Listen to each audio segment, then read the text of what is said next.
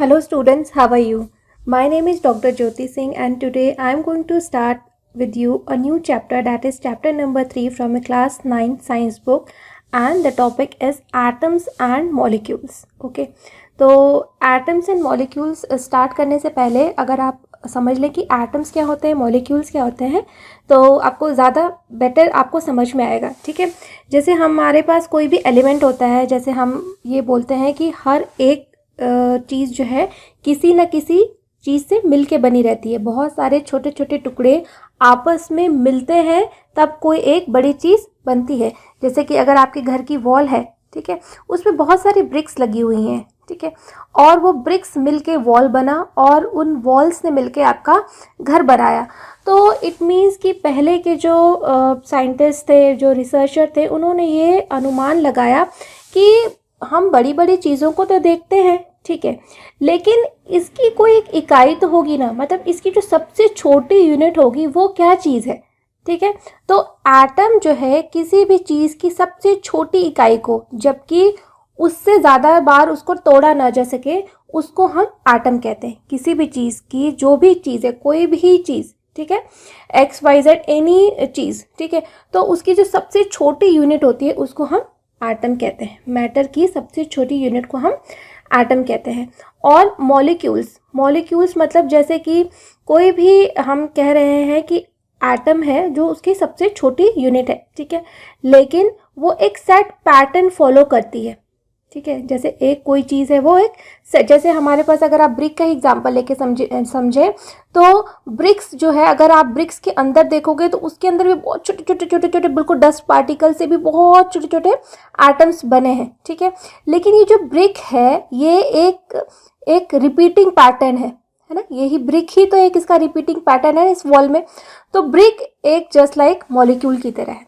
ठीक है, तो मॉलिक्यूल हम उन चीज़ों को कहते हैं जिस फॉर्म में वो नेचर में एज अ रिपीटिंग यूनिट रहती है.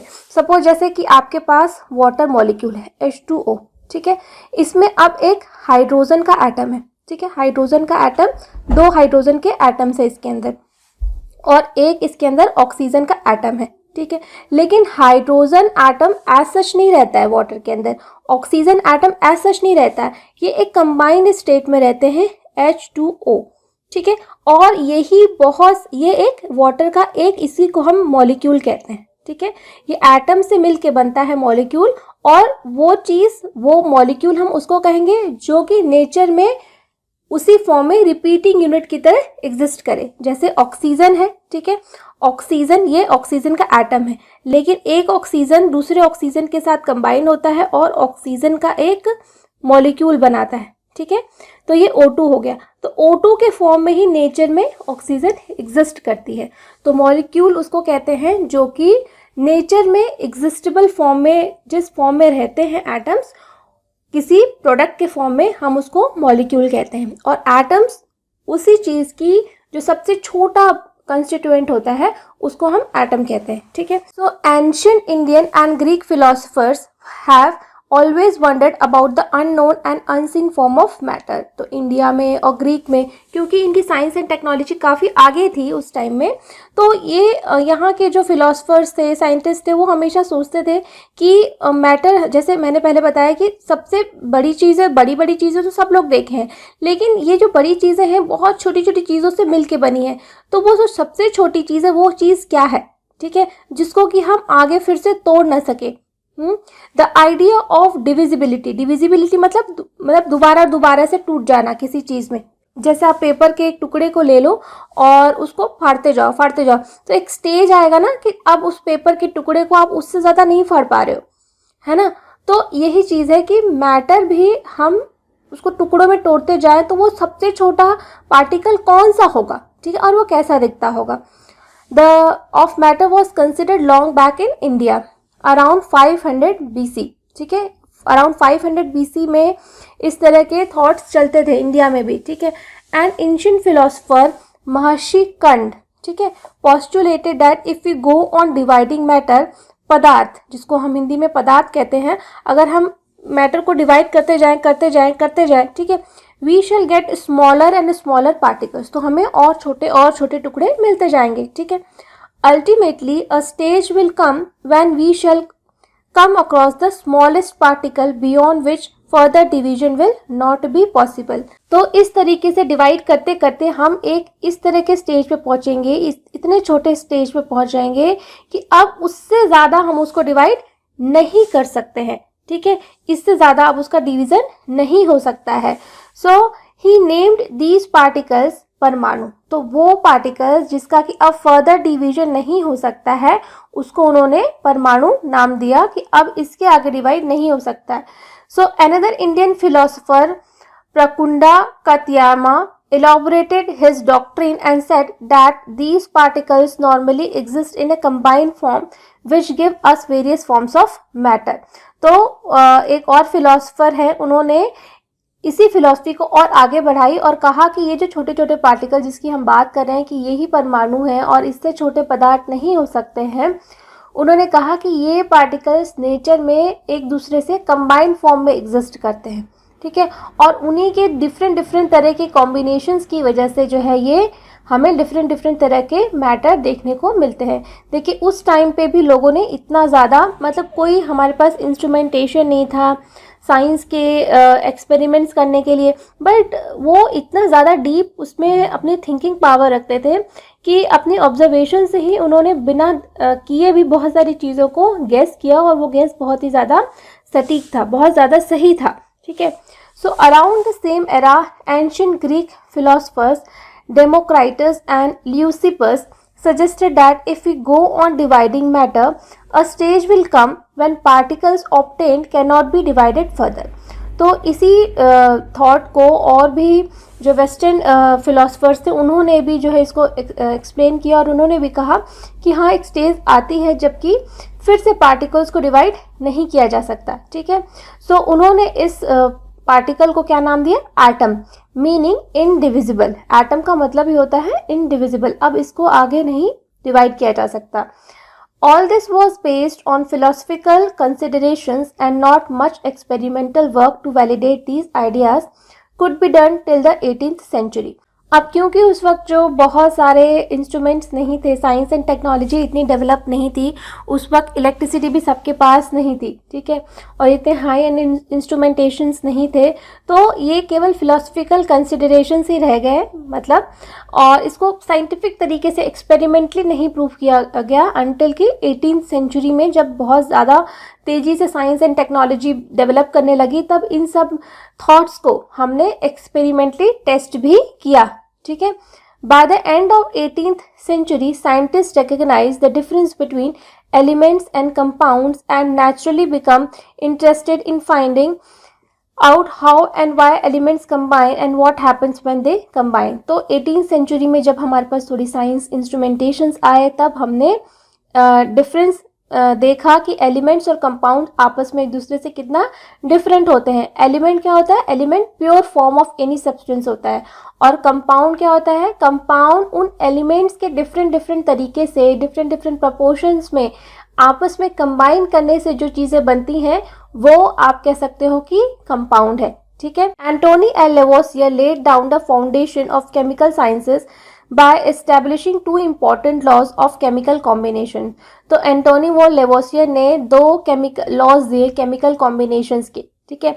हम पढ़ते हैं कि लॉ ऑफ केमिकल कॉम्बिनेशन में उन्होंने क्या दिया. तो laws of chemical combination, the following two laws of chemical combination were established. तो लॉज ऑफ केमिकल कॉम्बिनेशन में दो पॉस्टुलेट्स उन्होंने दिए, ठीक है, कि much experimentation by Lavoisier and Joseph L Proust. तो लेवोसियर और जोसेफ एल प्राउस दोनों ने मिलकर के लॉ ऑफ केमिकल कॉम्बिनेशन दिया. उसमें उन्होंने दो लॉज प्रपोज किए.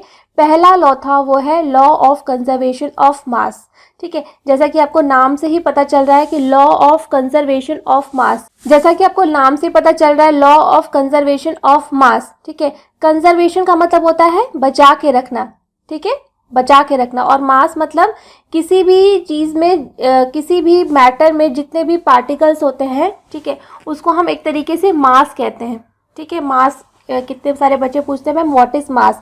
मास और वेट में क्या डिफरेंस होता है, ठीक है. वेट क्यों होता है? वेट आपकी ग्रेविटी की वजह से होता है, ठीक है. जैसे अगर आपकी बॉडी है, ठीक है, आपका वेट यहाँ पे 60 kg है, लेकिन अगर आप मून पे जाओगे तो वहाँ पे क्योंकि ग्रेविटी कम है तो हो सकता है आपका वेट जो है 10 kg हो, ठीक है। तो वेट आपका अलग अलग हो सकता है, अलग अलग जगहों सिचुएशंस के हिसाब से, ठीक है। लेकिन मास जो आपकी बॉडी में जितने पार्टिकल्स हैं, जितने नंबर ऑफ सेल्स हैं, जितने ऑर्गन्स हैं, वो तो उतने ही रहे ना, चाहे आप मून पे रहो चाहे आप अर्थ पे रहो। तो जो नंबर ऑफ पार्टिकल्स, जो नंबर ऑफ एटम्स आपकी बॉडी के अंदर हैं, मॉलिक्यूल्स हैं, वो चीज़ आपका मास होता है, ठीक है। तो लॉ ऑफ कंजर्वेशन ऑफ मास पहला लॉ था, ठीक है, लॉ ऑफ केमिकल कॉम्बिनेशन का। इसमें क्या कहा गया है, is there a change in mass when a chemical change, ठीक है, टेक्स प्लेस। तो जब भी कोई केमिकल रिएक्शन होती है तो क्या कोई मास में भी चेंज होता है, जैसे कि हाइड्रोजन है और ऑक्सीजन है, ये दोनों आपस में रिएक्ट किए और इन्होंने वाटर का फॉर्मेशन किया, ठीक है। तो जो भी मास हमने स्टार्टिंग में लिया हो, ठीक है, ये मान लीजिए 1 ग्राम लिया, ठीक है, ये मान लीजिए हमने 8 ग्राम लिया, तो फाइनली जो वाटर बना क्या वो 9 gram, 1 gram plus 8 gram to give you 9 grams of water. क्या ये जो कंजर्वेशन हम यहाँ पे देख रहे हैं, ऐसा तो नहीं है कहीं कि हमने 1 ग्राम लिया हाइड्रोजन और 8 ग्राम लिया और हमें मिल रहा है 6 ही ग्राम वाटर, ठीक है। तो यहाँ पे कुछ मास का लॉस हो गया। तो इन्होंने ये बोला कि नहीं, ऐसा नहीं होता है। जो भी कोई केमिकल रिएक्शन होता है उसमें law of conservation of mass follow होता है। मतलब कि जितने चीज़ें रिएक्ट करती हैं, रिएक्टेंट में जितना वज़न होता है उतना ही वज़न फाइनली प्रोडक्ट में भी होता है, ठीक है। तो ये लॉ था कि लॉ ऑफ कंजर्वेशन ऑफ मास। इसी को एक एक्टिविटी के थ्रू समझाया गया है। एक्टिविटी 3.1 क्या किया गया है, take one of the following sets X and Y of chemicals. ये एक्स सेट है और ये वाई सेट है, ठीक है। कॉपर सल्फेट ले लिया गया है, सोडियम कार्बोनेट ले लिया गया है, एक सेट ये है। बेरियम क्लोराइड, सोडियम सल्फेट ले लिया गया है। Lead nitrate and sodium chloride ले लिया गया है, ठीक है। फिर क्या करना है, prepare separately 5% solution of any one pair of substances listed under X and Y each in 10 ml in water। तो इन्हीं सब्सटेंसेस का, जैसे कॉपर सल्फेट और सोडियम कार्बोनेट का, आप ये एक सेट है, ठीक है, ये एक सेट है, ये एक सेट है, ये एक सेट है। तो आपको एक किसी, जैसे हमने पहले सेट का कॉम्बिनेशन ले लिया कॉपर सल्फेट और सोडियम कार्बोनेट का, हमने क्या किया 5% सोल्यूशन बनाना है, ठीक है। 5% सोल्यूशन मतलब 5 ग्राम, ठीक, कॉपर सल्फेट 5 ग्राम लेंगे। 5 ग्राम कॉपर सल्फेट का जो है हम 100 ml में डिज़ोल्व करेंगे। तो क्योंकि हमको 10 ml ही बनाना है, ठीक है, 10 ml कॉपर सल्फेट ही बनाना है, तो इसलिए हम 0.5 ग्राम लेंगे। 0.5 ग्राम कॉपर सल्फेट को 10 ml वाटर में डिज़ोल्व कर देंगे और सोडियम सल्फेट, सोडियम कार्बोनेट को भी हम जो है 0.5 ग्राम लेंगे और 10 ml वाटर में डिज़ोल्व कर देंगे। फिर क्या करना है, take a little amount of solution of Y in a conical flask and some solution of X in an ignition tube। तो जैसे आप यहाँ पे कॉम्बिनेशन देख सकते हैं, एक यहाँ पे इस तरीके से सेटअप बना लेना है आपको। तो एक बहुत ही छोटी छोटी ट्यूब्स आती है जिसको इग्निशन ट्यूब्स कहते हैं, ठीक है। इसमें क्या ले लेना है आपको, सोल्यूशन X ले लेना है और इसमें एक धागा बांध करके यहाँ पे एक कॉर्क लगा लेना है ताकि कोई गैस बने तो वो इससे बाहर ना निकल पाए, ठीक है। फिर आपको धागे से ये टांग लेना है और इसका, इस पूरे सेटअप का, ठीक है, इस पूरे सेटअप का वजन कर लेना है, वे कर लेना है कि इस पूरे सेटअप का वजन कितना हो रहा है, ठीक है।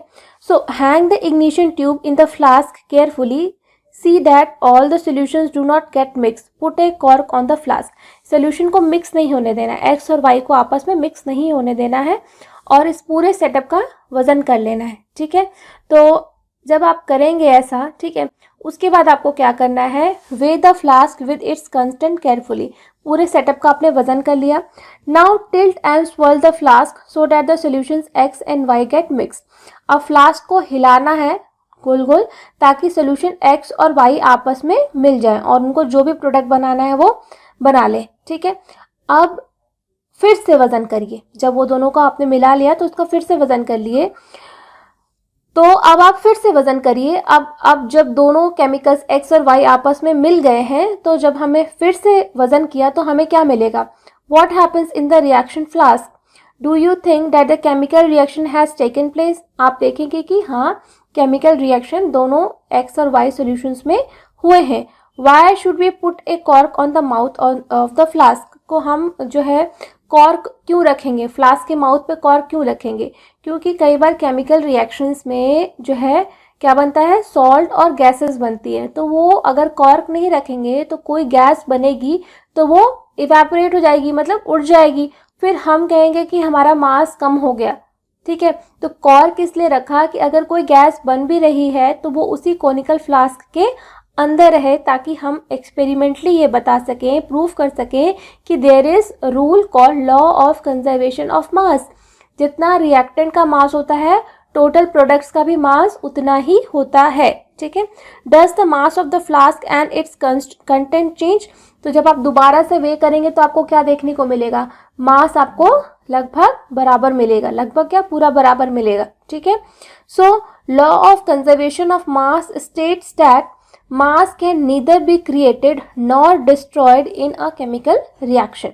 ठीक है, किसी भी केमिकल रिएक्शन में नया मास क्रिएट नहीं किया जा सकता, जो मास है वही मास रहेगा, बस उसका फॉर्म बदला जा सकता है, वो गैसियस फॉर्म में आ गया, वो जो है किसी अदर कंपाउंड के फॉर्म में था, वो दूसरे केमिकल रिएक्शन की वजह से वो दूसरे केमिकल कंपाउंड में चेंज हो गया है, लेकिन उसका जो मास है उसको नहीं बदला जा सकता है। ठीक है, तो यही चीज़ है लॉ ऑफ कंजर्वेशन ऑफ मास। ठीक है, और केमिकल रिएक्शन के दूसरा लॉ है वो क्या है, लॉ ऑफ कांस्टेंट प्रोपोर्शंस। तो ये लॉ बहुत ही इंपॉर्टेंट है, इसी लॉ से आपको बहुत सारे केमिकल रिएक्शंस और फॉर्मूले समझने हैं कि कैसे ये फॉर्मूले बने। ठीक है, हम केमिकल फार्मूला किसी भी चीज़ का कैसे लिखते हैं, तो वो है लॉ ऑफ कांस्टेंट प्रोपोर्शंस की वजह से।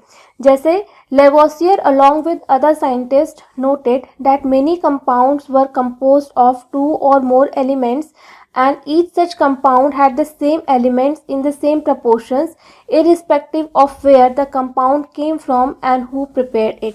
तो लेवोसियर और उनके जो कलीग्स थे उन्होंने नोटिस किया कि जैसे कि हम अगर तालाब का पानी ले लें तो उसका भी फार्मूला H2O है, कुएं से पानी लें उसका भी फार्मूला H2O है, और अगर हम समंदर का पानी लें तो उसका भी फार्मूला H2O है। तो वाटर कहीं से भी लें हम, उसका फार्मूला यही है H2O, हाइड्रोजन 2 और ऑक्सीजन 1। ठीक है, तो इसी का नाम है लॉ ऑफ कांस्टेंट प्रोपोर्शन, मतलब कोई भी कंपाउंड जो बना हुआ है अपने एटम से, वो एटम एक दूसरे से एक कांस्टेंट प्रोपोर्शन में ही जो है रिएक्ट किए हैं, तभी वो चीज़ बनी है। ठीक है, अब वो चीज़ किसने बनाई और कहाँ से है उससे मतलब नहीं है, अगर वो चीज़ है तो वो वही है और उन्हीं प्रोपोर्शंस में हुई है। जैसे NaCl, ठीक है, NaCl, ये आपस में एक दूसरे से कांस्टेंट प्रोपोर्शन में ही रिएक्ट करके बनते हैं। ठीक है, ऐसे ही कैल्शियम हाइड्रोक्साइड, ठीक है, ये एक कांस्टेंट प्रोपोर्शन है, चाहे अब हम कैल्शियम हाइड्रोक्साइड का कोई भी सोर्स लें वो इसी प्रोपोर्शन में हमको मिलेगा। ठीक है, So in a compound such as water, the ratio of masses of hydrogen to the mass of oxygen is always 1:8। ठीक है, तो लॉ ऑफ कांस्टेंट प्रोपोर्शन को समझाने के लिए वाटर का एग्जांपल लिया गया कि जैसे हाइड्रोजन का मास 1 है और ऑक्सीजन का मास 8 है। ठीक है, तो हमेशा जो है ये 1:8 के प्रोपोर्शन में ही आपस में एक दूसरे से कंबाइन करेंगे। जैसे कि what ever the source of water, 10 if 9 gram of water is decompose, अगर 9 ग्राम पानी को हम डिकम्पोज करेंगे, तोड़ेंगे, तो उससे 1 ग्राम हाइड्रोजन निकलेगा और 8 ग्राम जो है ऑक्सीजन निकलेगी। ठीक है, तो ये एक दूसरे से 1:8 के रेशियो में कंबाइन करते हैं। Fine, so similarly in ammonia, nitrogen and hydrogen are always present in the ratio of 14:3। ठीक है, तो नाइट्रोजन और हाइड्रोजन जो है अमोनिया में वो हमेशा 14:3 में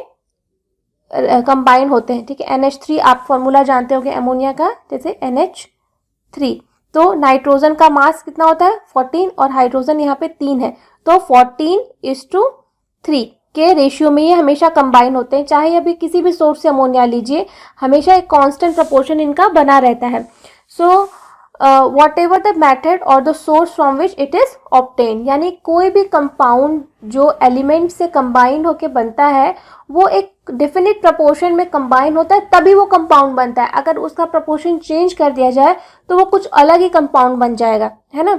सो this led to the law of constant proportions which is also known as the law of definite proportion. तो इस कांस्टेंट प्रोपोर्शंस को डेफिनेट प्रोपोर्शन भी कहते हैं, ठीक है। So this law was stated by Proust ने इस लॉ को स्टेट किया था, और उन्होंने इसमें क्या मतलब टेक्निकली क्या क्या वर्ड्स यूज किए थे कि in a chemical substance the elements are always present in definite proportions by mass, ठीक है। एलिमेंट्स हमेशा मास से, एक दूसरे के मास से एक डेफिनेट प्रोपोर्शन में ही रहते हैं, तभी वो कंपाउंड बनता है, ठीक है। The next problem faced by scientist was to give appropriate explanation of these laws. तो उन्होंने अपनी ऑब्जर्वेशन से इस तरह के लॉज तो दे दिए, ठीक है, उनके जो भी एक्सपेरिमेंट्स थे और उनकी खुद की ऑब्जर्वेशंस थी, लेकिन बहुत ज़्यादा साइंटिफिक एक्सपेरिमेंट्स नहीं हुए थे, ठीक है। जो उन्होंने छोटे एक्सपेरिमेंट्स किए ये तो ठीक है, लेकिन एक हाई एंड लेवल के और 2-4 और एक्सपेरिमेंट से इन चीज़ों को बिल्कुल मतलब जैसे कि कोई डाउट न रह जाए किसी के मन में, ठीक है, तो वो सारी चीज़ें अभी नहीं हुई थी। छोटे छोटे एक्सपेरिमेंट से उन्होंने चीज़ों को बोला था। So British chemist John Dalton, ठीक है, अब पिक्चर में नए साइंटिस्ट आए जो है जॉन डाल्टन, उन्होंने भी इन लॉज को सुना, ठीक है। So John Dalton provided basic theory about the nature of matter. तो जॉन डाल्टन ने अपनी बेसिक थ्योरी मैटर के बारे में प्रोवाइड किया। क्या कहा उन्होंने? Dalton picked up the idea of divisibility of matter which was till then just a philosophy. तो डाल्टन ने क्या लिया कि उन्होंने एक प्रॉब्लम ले ली कि भाई डिविजिबिलिटी ऑफ मैटर सब लोग फिलॉसफी की तरह डिस्कस कर रहे हैं कि एक मैटर का स्टेट ऐसा भी आएगा जब उसके आगे उसको तोड़ा ही नहीं जा सकता, वो ही सबसे छोटा कण है। तो उन्होंने चैलेंज के फॉर्म में लिया कि नहीं, इसको मैं साइंटिफिकली प्रूव करूंगा और उस चीज़ को मैं बताऊंगा कि वो कौन सी चीज़ है जो कि सबसे छोटी है और उसको नहीं डिवाइड किया जा सकता, ठीक है। So he took the name atoms as given by the Greeks and said that the smallest particles of matter are atoms. तो उन्होंने हाइपोथेसिस ली कि यस ऐसा होता होगा। मतलब ये तो कॉमन सेंस की बात है ना कि बहुत सारी चीज़ें बड़ी बड़ी हैं, अगर हम तोड़ेंगे तो एक सबसे छोटी चीज़ तो होगी ही होगी, ये तो सब कोई मानता है, लेकिन वो चीज़ क्या होगी और वो कैसी दिखती होगी और कब हम उस तक पहुंचेंगे ये किसी को नहीं पता था। तो डाल्टन ने इसको चैलेंज लिया और उन्होंने ग्रीक द्वारा नाम दिया गया जो था एटम, उसी को यूज़ किया कि हाँ भाई छोटा पार्टिकल एटम ही है, ठीक है, लेकिन हम उसको प्रूफ करेंगे, ठीक है। कैसे? His theory was based on the law of chemical combination. अब उस time law of chemical combination भी आ गया था। सो उन्होंने केमिकल कॉम्बिनेशन को ही अपने एटम्स को जो था मतलब दो एग्जिस्टिंग थ्योरीज को उन्होंने मिला दी। जो फिलोसफिकल थ्योरी थी एटम्स की और ये जो लॉ ऑफ केमिकल कॉम्बिनेशन की जो थ्योरी थी उसको आपस में उन्होंने मर्ज कर दी, ठीक है, और एक दूसरे को रीजन की तरह दिया। कैसे? So his theory was based on the law of chemical combination. Dalton's atomic theory provided an explanation for the law of conservation of mass and the law of definite proportions। तो क्या हुआ, जैसे मैंने कहा कि law of conservation of mass, law of definite proportion को और scientific backup की ज़रूरत थी, ठीक है। इधर एटॉमिक जो एटम है उनको भी फिलॉसफी से हट के साइंटिफिक फील्ड में आना था। तो जॉन डाल्टन ने एक ब्रिज का काम किया और इन्होंने दोनों को मर्ज करके एक दूसरे को मतलब जो एटॉमिक वाली थ्योरी थी, फिलॉसफिकल जो केवल थ्योरी थी, उसको भी साइंटिफिक थ्योरी बना दिया। और यहाँ जो mass, law of conservation of mass और लॉ ऑफ डेफिनेट प्रोपोर्शन को भी एक साइंटिफिक बैकअप की ज़रूरत थी, उसको भी एक जो है और ज़्यादा साइंटिफिक बैकअप दिया अपनी कुछ पोस्टुलेट्स दे करके, ठीक है। अब हम थोड़ा सा जान लेते हैं कि जॉन डाल्टन जिनके बारे में हम इतना बात कर रहे हैं कि इतना ब्रिजिंग का काम किया, इतनी फिलोसफिकल थॉट्स उनके अंदर कहाँ से आए कि मतलब उन्होंने ऑलरेडी एग्जिस्टिंग डेटा से इतनी अच्छे कंक्लूजन्स निकाले, ठीक है। So John Dalton was born in a poor weavers family in 1766 in England, ठीक है, एक गरीब परिवार में ये पैदा हुए, ठीक है। He began his career as a teacher at the age of 12। तो सोचिए उस जमाने में 12 साल के लोग जो कि थोड़ा बहुत पढ़ जाते थे वो भी टीचर बन जाते थे, ठीक है।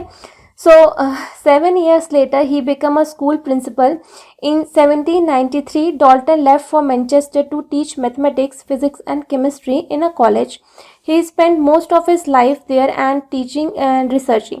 तो उस ज़माने में क्या होता था ना कि जैसे हमारे टाइम पे अभी क्या हो रहा है कि बहुत ही ज़्यादा हम सुपर स्पेशलाइजेशन दौर में हैं कि बहुत छोटे टाइम से ही हमको एक स्पेशलाइज्ड पढ़ाई की तरफ जो है भेज दिया जाता है कि आप कॉमर्स पढ़ो, अब आप आर्ट्स पढ़ो, अब आप साइंस पढ़ो, ठीक है, आफ्टर 10th ही। लेकिन उस टाइम में ऐसा नहीं होता था। उस टाइम लोग ग्रेजुएशन के बाद भी इंटरडिसिप्लिनरी चीज़ें पढ़ते रहते थे, ठीक है। तो ये भी एक रीज़न था कि जैसे हम कहते हैं कि मोस्ट ऑफ द जो नोबेल प्राइज़ हैं वो यूरोपियन कंट्रीज़ में आते हैं। आज भी उनके यहाँ पे कोई भी आदमी या कोई भी लड़की जो है कोई भी सब्जेक्ट किसी भी टाइम चूज़ कर सकता है, बेसिकली उसका इंटरेस्ट उसमें होना चाहिए, ठीक है। तो वो लोग बहुत ही ज़्यादा इंटरडिसिप्लिनरी चलते हैं, इस तरह के क्राइटेरिया नहीं लेके चलते हैं कि आपके पास ग्रेजुएशन मैथमेटिक्स होना चाहिए। अगर आपका मैथमेटिक्स में इंटरेस्ट है और आपने कुछ बायोलॉजिकल चीज़ों को मैथमेटिकल वे में देखा है then also you are eligible, ठीक है। तो ये सब चीज़ें हैं। So he spent most of his life there is teaching and researching. In 1808 he presented his atomic theory which was a turning point in the study of matter. सोचिए कि इन्होंने कुछ ऐसा डिस्कवरी टाइप का नहीं किया, साइंटिफिक ऐसा कुछ नहीं किया जॉन डाल्टन ने, ठीक है। बट इन्होंने क्या किया कि जो ऑलरेडी मार्केट में डेटा थे, जो भी फिलॉसफी थी, उसको बहुत गहराई से पढ़ा और उसको बहुत अच्छे से ऑब्जर्व किया। तो हमेशा मतलब इनसे हमें ये भी सीखने को मिलता है कि हमेशा आपको चीज़ें जो है नया डिस्कवरी नहीं करना होता है। कई बार आपके आसपास अगल बगल सराउंडिंग्स में आप जो पढ़ते हैं उसमें इनफ डेटा होता है, बस just what you have to do is to observe them, correlate the data which each other and draw a solid conclusion, ठीक है। कई बार आपका जो जैसे कि हमारे पास डेटा बहुत सारा है लेकिन आपने उससे बहुत अच्छा सा प्रिडिक्शन नहीं निकाला, बहुत अच्छा उसको एनालाइज नहीं किया।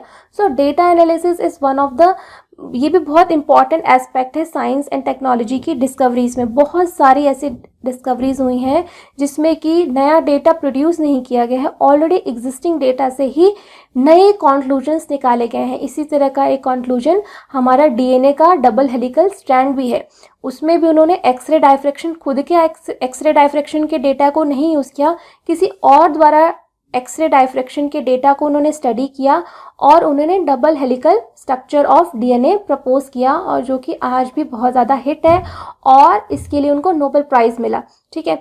सो according to Dalton's atomic theory, all matter whether an element, a compound or a mixture is composed of small particles called atoms.